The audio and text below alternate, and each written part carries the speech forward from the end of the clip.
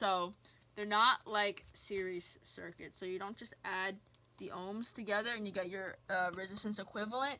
You have to put them under 1. So this would be 1 over 10 plus 1 over 10. That's a 12. 1 over 10, right? And so then that equals, can you stop coughing? I'm trying to film a video right now. It's 2 over 10, which simplifies to 1 over 5. But then you put this under 1, which is the same thing as... Wow! So if you put this in your calculator, you get 5. It's crazy. That's wild. So the current... Nope. The resistance equivalent of this right here is 5 ohms. That's wild. So if we go over here, this is 11 ohms, 23 ohms, and 36. So it's just like that. 1 over 11 plus 1 over 23 plus 1 over 36. And that equals 41 over 210. And then you have to put that under 1, which gives you 5.12 ohms for the resistance equivalent of this parallel circuit. Examples of parallel circuits are these lights. If you look at them in all of their glory, you see that all the bulbs are on one. This is a terrible light to use as an example. This was also a bad light. This is a great light to use as an example. All the lights are on the same wire, and the one that connects all of them together it has no lights on it, right? So the lights are on one wire, and the one that makes the circuit complete, it has no lights on it. Parallel circuits are great because if one of them burns out, it doesn't kill the whole thing, as you can also see beautifully demonstrated here, where half my lights are dead and the other half aren't.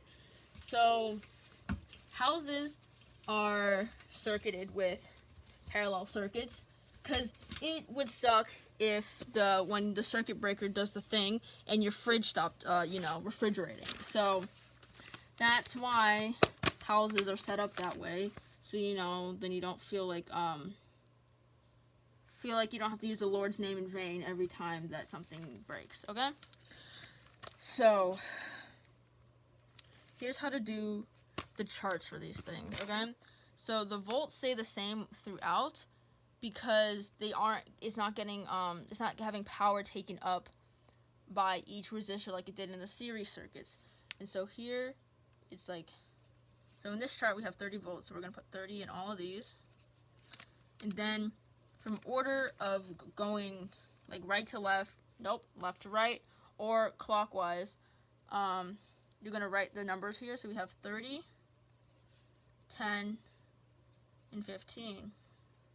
So the current is different in parallel circuits because in series circuits it stayed the same throughout the whole equation, but it doesn't here. It changes every time. So we're going to still use our chart where it's like the V and the I and the R.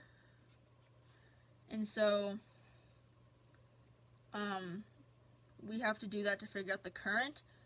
And also, this is the total down here. Whoops, I forgot to label it.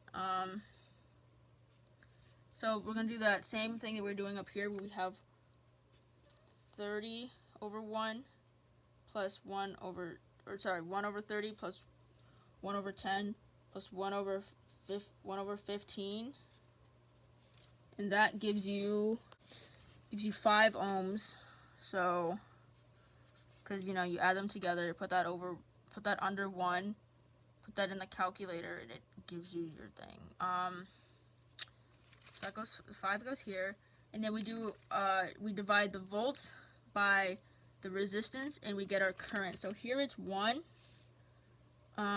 here it's 3, here it's 2, and then here it's 6.